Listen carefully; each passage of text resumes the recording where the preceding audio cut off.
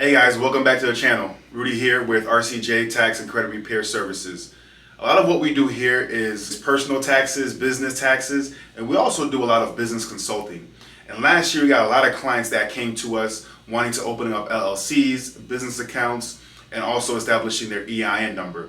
So a lot of what we spoke about is going over your tax documents, documentation, and keeping things in order. Well, what I want to talk about today is kind of what it takes to be an entrepreneur. I always encourage people, even if you're working a full-time job, to always open some type of side business. And once that side business is producing more income than your full-time job, then it's time to go full-time in your business. Again, anyone can do this. It just takes focus and also getting with the right person. What an entrepreneur actually is. An entrepreneur is essentially defined as anyone that's kind of taking a risk out there looking for profit.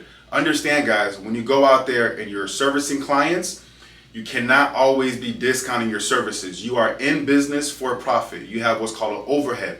An overhead is your expenses that it takes to own and operate your business. So because of that, you don't want your overhead to exceed your current income in your business. So you want to make sure that when you're price pointing things, you're not always giving clients things at a discounted price, because then that's going to hurt you. Understand, within the first 3 to 5 years of business, most of them fail. So don't be in that category.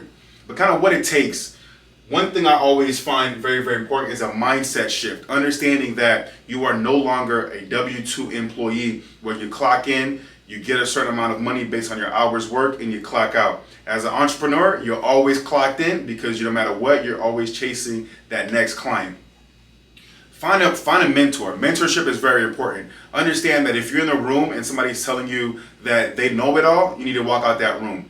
Anybody that's in business understands that they're always learning something different and always taking things from a mentor that's been where they are and they want to get to where they're going in their business. Ability to get over failure. Understand that failure happens, whether it's in your personal life, whether it's in your work life, family life, or relationship. And in business, it's always going to be something where you're going to fail at. But that's okay, because as long as you learn from your failure and you don't make that same mistake again, it's going to give you an opportunity to grow and make a good fortune in regards to doing business.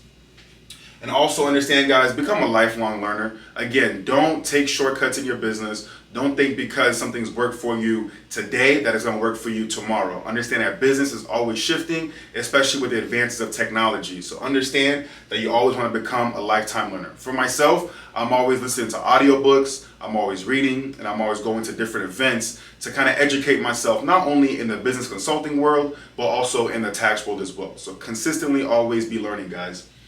A few steps here when it comes to looking into a specific business to get into and looking at what you want to do. First of all, you want to figure out what your industry niche is. Meaning, when I tell people, yes, we own and operate an accounting firm and we do tax services, usually people always tell me everybody does taxes. But guys, that isn't the case. We specifically focus on a specific niche of clientele that we target, and because of that, it's allowed us to scale our business. So anything you guys are gonna look into, make sure you find a specific niche in that industry and be the go-to person for that.